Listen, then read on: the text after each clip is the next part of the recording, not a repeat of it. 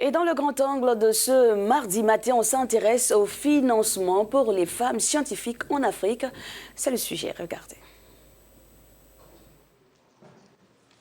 En Afrique au sud du Sahara, les femmes scientifiques peinent à recevoir des financements pour poursuivre leur carrière dans la recherche. Des projets d'appui aux enseignantes-chercheurs comme le PAPES au Sénégal ne sont pas nombreux.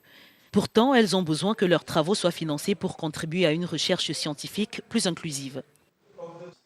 Et dans le cadre de la 10e édition du prix Jeunes Talents Afrique subsaharienne lauréat l'UNESCO pour les femmes et la science, elles étaient plus de 400 à avoir candidaté, mais seules 20 ont été sélectionnées et ont bénéficié de dotations allant de 10 000 à 15 000 euros pour poursuivre leurs travaux.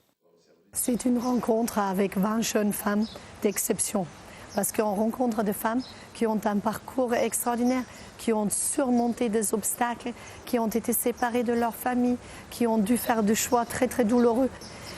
Donc à un niveau personnel, c'est exceptionnel. D'un niveau scientifique, ce sont des scientifiques d'exception.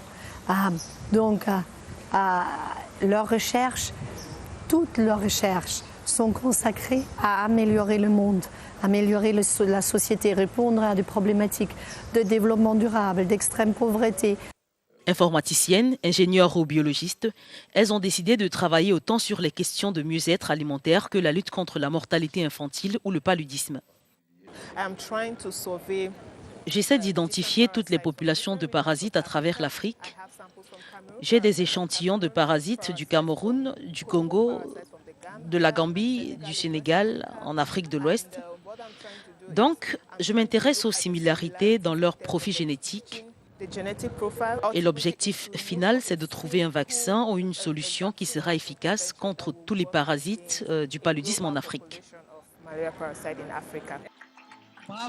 En Afrique australe, seulement 8% des laboratoires sont dirigés par les femmes et on compte à peine 30% des femmes parmi les 2,4% de scientifiques africains recensés au niveau mondial.